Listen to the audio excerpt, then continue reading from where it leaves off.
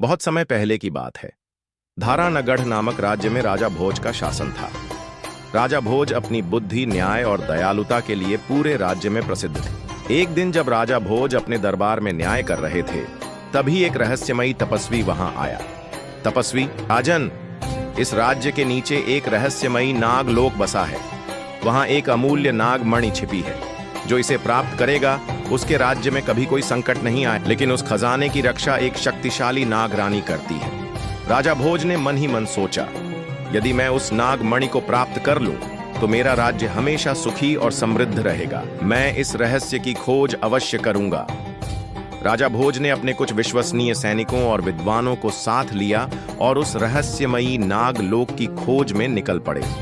कई दिनों तक खोजने के बाद उन्हें जंगल के बीचों बीच एक प्राचीन गुफा मिली। गुफा के भीतर एक सोने का चमकता दरवाजा था।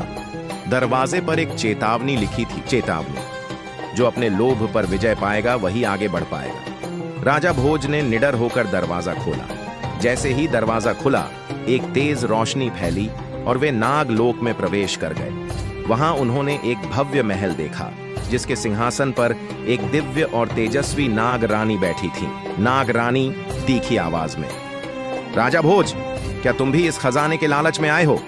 यदि तुमने एक भी गलती की तो हमेशा के लिए यहीं कैद हो जाओगे। तुम्हारे सामने 3 दरवाजे हैं, एक सोने का, एक चांदी का और एक पत्थर का। केवल एक दरवाजा खजाने तक ले जाएगा। यदि तुमने गलत दरवाजा चुना तो सदा के लिए यहीं रहोगे। इसके बाद नाग रानी ने एक पहेली दी। पहेली, जो चमकता नहीं लेकिन सबसे मूल्यवान है, वही तुम्हें सही रास्ता दिखाएगा। राजा भोज ने गंभीरता से सोचना शुरू किया। सोना और चांदी तो हमेशा लालच का प्रतीक रहे हैं, लेकिन पत्थर, वह सादगी और सच्चाई का प्रतीक है। राजा भोज ने निडर होकर पत्थर के दरवाजे को खोला। अचानक एक दिव्य प्रकाश फैल गया। जब उन्होंने अपनी आंखें खोलीं तो सामने एक विशाल खजाना था। स्वर्ण, रत्न और बीच में चमचमाती नाग मणि। नाग रानी प्रसन्न आवाज में, राजन, तुमने अपने लोभ पर विजय प्राप्त कर ली है। यह नाग मणि अब तुम्हारी है। इसके कारण तुम्हारे राज्य में कभी कोई संकट नहीं आएगा।